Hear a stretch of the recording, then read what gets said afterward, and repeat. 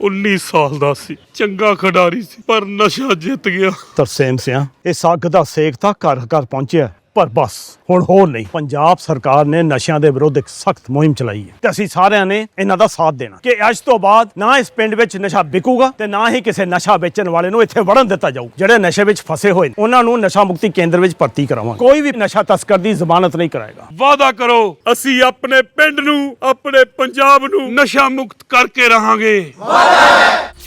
राहुल गांधी को याद आई गलती। राहुल गांधी ने खुले मंच से स्वीकारी भूल। राहुल का माफीनामा या सियासी हथकंडा, चुनावी मजबूरी या इमेज चमकाने की कोशिश।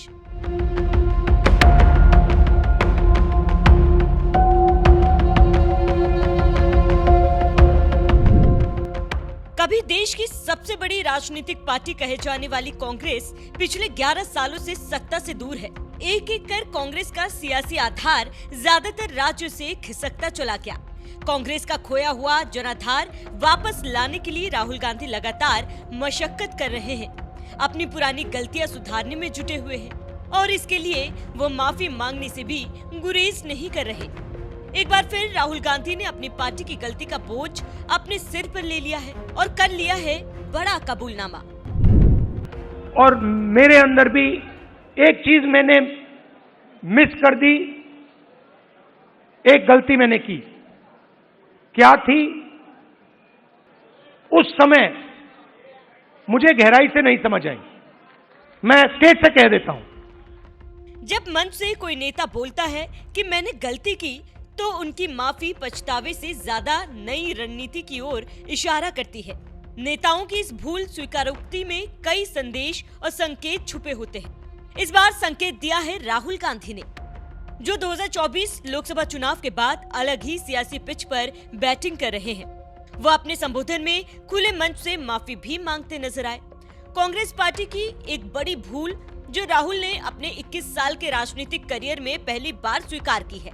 राहुल गांधी ने माना कि ओबीसी समुदाय की समस्याओं को वो समय रहते नहीं समझ पाए और ये उनकी सबसे बड़ी पीड़ा है। काश यूपीए शासन के दौरान ये बात उन्होंने समझ ली होती तो उसी वक्त जातीय जनगणना करा दी होती। राहुल ने इसे कांग्रेस की नहीं अपनी गलती बताई। अब मैं 2004 से राजनीति कर रहा हूं और 21 साल हो गए। और जब मैं पीछे देखता हूं और एक प्रकार से अपनी सेल्फ एनालिसिस करता हूं,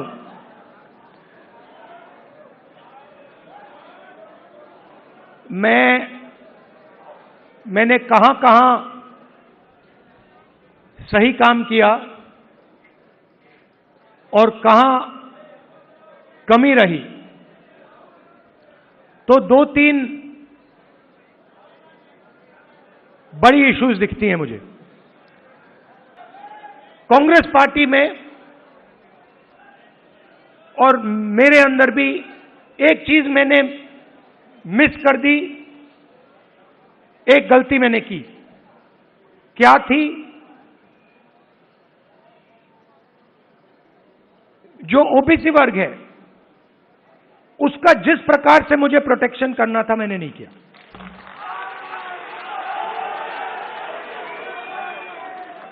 क्योंकि अगर, और इसका कारण था आपकी जो इश्यूज थी उस समय मुझे गहराई से नहीं समझ आई। मैं स्टेज से कह देता हूं कि 10 साल पहले, 15 साल पहले जो दलितों के सामने कठिनाइयां थी वो मुझे अच्छी तरह समझ आ गई। वो शायद वो ज्यादा आसान है समझना, वो क्लियर है। अनटचेबिलिटी, उनकी हिस्ट्री है तो एकदम पता लग जाता है। आदिवासियों की भी इश्यूज आसानी से समझ आ जाती हैं। आप उनके इलाके में जाइए, जंगल, जल, जमीन बिल्कुल सामने दिखता है। मगर ओबीसी की जो इश्यूज हैं, जो मुश्किलें हैं, वो छुपी रहती हैं, आसानी से नहीं दिखती हैं। मेरी रिग्रेट क्या है कि अगर मुझे आपकी हिस्ट्री के बारे में, आपकी इश्यूज के बारे में थोड़ा सा भी ज्यादा मालूम होता, मैं तभी जाति जनगणना करा देता। वो निकल गया, और मैं स्टेज से कह रहा हूं, वो गलती है मेरी, और कांग्रेस पार्टी की गलती नहीं है, मेरी गलती है, और इस गलती को मैं ठीक करने जा रहा हूं। दरअसल दिल्ली के तालकटोरा स्टेडियम में कांग्रेस की ओबीसी सेल ने भागीदारी न्याय सम्मेलन का आयोजन किया था, जिसमें राहुल गांधी, कांग्रेस अध्यक्ष मल्लिकार्जुन खड़गे, तेलंगाना के सीएम रेवंत रेड्डी, कर्नाटक के सीएम सिद्धारमैया समेत कई बड़े नेता मौजूद रहे। इस दौरान राहुल गांधी ने कांग्रेस शासित राज्यों में जाति जनगणना कराने की घोषणा की, साथ ही केंद्र सरकार पर जमकर निशाना साधा। ओबीसी समाज की अनदेखी को राहुल गांधी ने अपनी सबसे बड़ी राजनीतिक भूल बताया। राहुल गांधी ने कहा कि अब इस भूल को सुधारने का वक्त आ गया है। इसके लिए उन्होंने तेलंगाना मॉडल का उदाहरण दिया और तेलंगाना मॉडल को राजनीतिक भूकंप बताकर ओबीसी रोड मैप की तरह पेश किया। जो डेटा आज तेलंगाना सरकार के हाथ में आ गया है, उसका देश में कोई मुकाबला नहीं है। आज तेलंगाना में हम आपको बता सकते हैं, हम आपको 1 मिनट के अंदर बता सकते हैं कि तेलंगाना की सारी कॉर्पोरेट्स में, उनकी सारी मैनेजमेंट में कितने ओबीसी हैं, कितने दलित हैं, कितने आदिवासी हैं।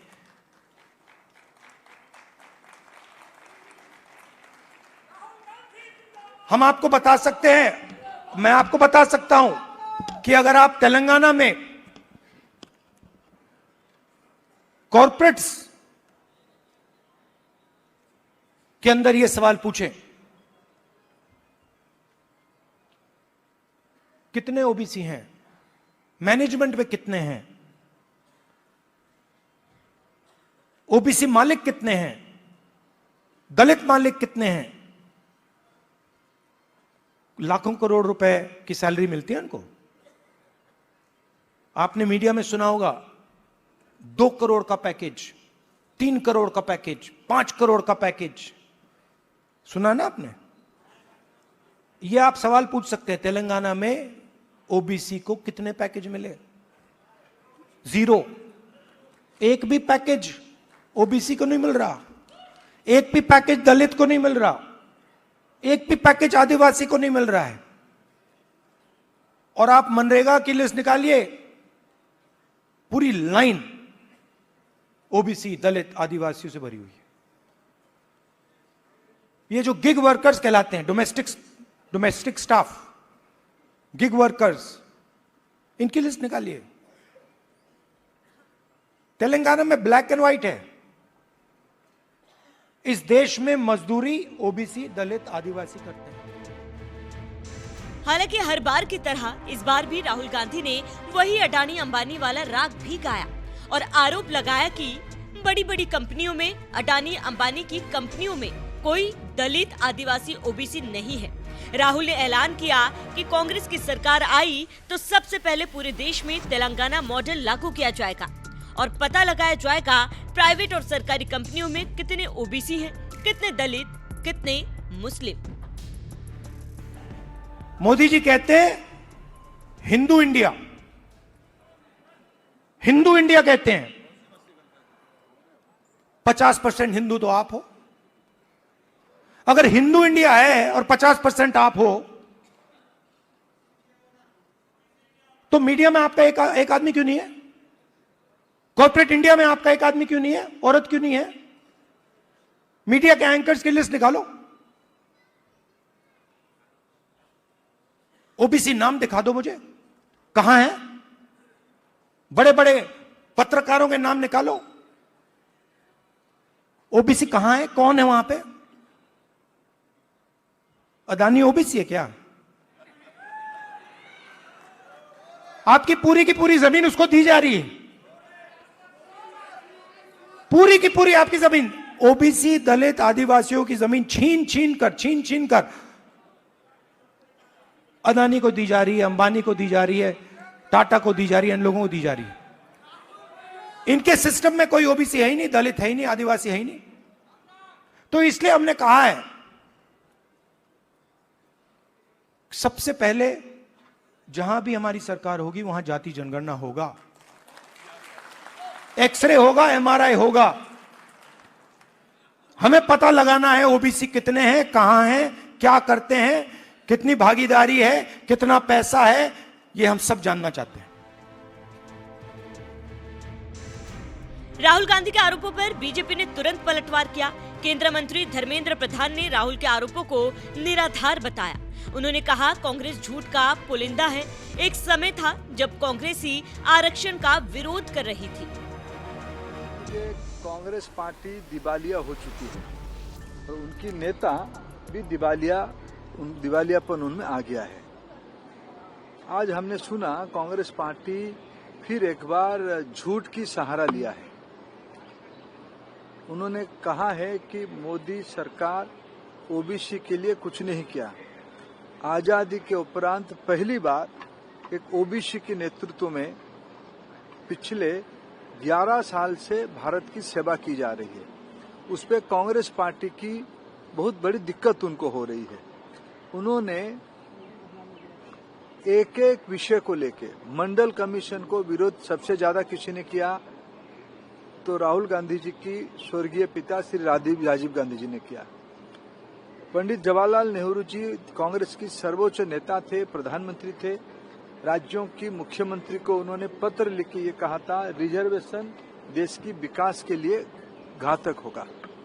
जब पूज्य बाबा साहेब आम्बेडकर जी आरक्षण दिए थे उसकी पुरजोर विरोध नेहरू जी ने किया था। उनकी सुपुत्री देश की पूर्व प्रधानमंत्री इंदिरा गांधी जी ने भी उसका विरोध किया था। ओबीसी कार्ड राहुल की मजबूरी। राजनीतिक जानकारों का कहना है कि राहुल का ये कबूलनामा और ओबीसी समुदाय के लिए स्टैंड उनकी चुनावी रणनीति का हिस्सा हो सकता है। इसी साल बिहार में चुनाव है। राहुल गांधी कई बार बिहार का दौरा कर चुके हैं, जहां राहुल दलित, आदिवासी और अल्पसंख्यक वोट बैंक के साथ साथ ओबीसी वोटर्स को भी लुभाने की कोशिश करते दिखे। राहुल के इस कबूलनामे के बाद माना जा रहा है उन्होंने ओबीसी वोट बैंक को साधने की पक्की योजना बना ली है। जातिगत जनगणना को हथियार बना रही कांग्रेस। मोदी सरकार के जातीय जनगणना का ऐलान किए जाने के बाद से ही कांग्रेस अपनी पीठ थपथपाते हुए बड़ी जीत मान रही है। साथ ही अपने पक्ष में माहौल बनाने की कोशिश में जुटी है। ओबीसी के साथ साथ युवाओं पर दांव। राहुल गांधी ने तेलंगाना मॉडल का जिक्र करते हुए कहा कि कॉर्पोरेट और मीडिया समेत कई संस्थाओं में ओबीसी युवाओं की भागीदारी न के बराबर है। राहुल ने इस बयान से ओबीसी वर्ग के युवाओं का ध्यान अपनी ओर खींचने की कोशिश की। लोकसभा चुनाव 2024 में जो हाल कांग्रेस का रहा उससे कांग्रेस को ये तो भली भांति पता चल गया कि केवल पारंपरिक वोट बैंक से वो अपनी शाख और सत्ता वापस नहीं पा सकती। ऐसे में दलित, आदिवासी, मुस्लिम के साथ साथ ओबीसी वर्ग को साधना भी कांग्रेस की मजबूरी बन गई। माना जा रहा है राहुल गांधी का ये बयान सिर्फ एक कबूलनामा नहीं बल्कि आगामी विधानसभा और लोकसभा चुनाव की बिसात बिछाने के लिए एक सोची समझी रणनीति का हिस्सा हो सकता है। वहीं राहुल के माफीनामे को उनकी इमेज मैनेजमेंट के तौर पर भी देखा जा रहा है। 21 साल की राजनीति में क्या राहुल गांधी ने अब आत्ममंथन शुरू कर दिया है या फिर राहुल का कबूलनामा महज सियासी हथकंडा है? बहरहाल राहुल का ये दांव कितना रंग लाएगा ये तो आने वाला वक्त ही बताएगा। आप इस माफीनामे को कैसे देखते हैं? कमेंट करके जरूर बताएं।